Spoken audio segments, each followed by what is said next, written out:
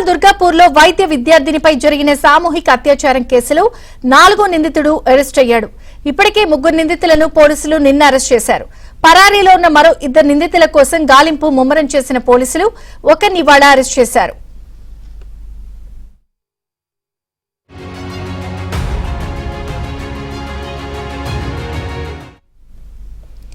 మరోవైపు ఘటనపై బెంగాల్ సీఎం మమతా బెనర్జీ చేసిన వ్యాఖ్యలపై దుమారం రేపుతోంది. రాత్రివేళ బాధితురాలు ఎందుకు బయటకు వెళ్లింది అంటూ మమత చేసిన వ్యాఖ్యలపై మహిళా నేతలు, మహిళా సంఘాలు ఆగ్రహం వ్యక్తం చేస్తున్నాయి. బాధితురాలి బాధ మమతకు ఏం అర్థమవుతుందని పలువురు మహిళా నేతలు ఆగ్రహం వ్యక్తం చేశారు.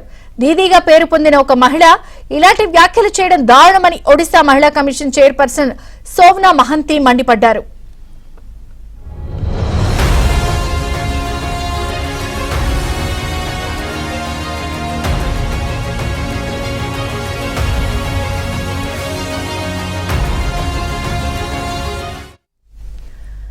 కాగా శుక్రవారం రాత్రి బాధితురాలు తన స్నేహితుడితో కలిసి డిన్నర్ కోసం బయటకు వెళ్లింది. ఈ క్రమంలోనే 3 యువకులు మెడికోపై సామూహిక అత్యాచారం చేశారు.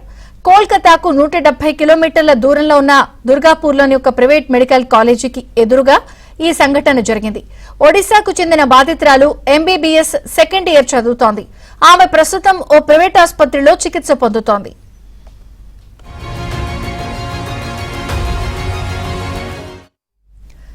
యువతిని 3 యువకులు అడ్డుకున్నప్పుడు స్నేహితుడు వదిలేసి పారిపోవడంపై స్నేహితుడి పాత్రపై యువతి తల్లిదండ్రులు అనుమానం వ్యక్తం చేస్తున్నారు. అఘాయిత్యానికి పాల్పడిన యువకులతో బాధితురాలు స్నేహితుడికి ఏమైనా సంబంధం ఉందా అన్న అనుమానాలు వినిపిస్తున్నాయి. దీంతో బాధితురాలి స్నేహితుడిని అదుపులోకి తీసుకున్న పోలీసులు ప్రశ్నిస్తున్నారు.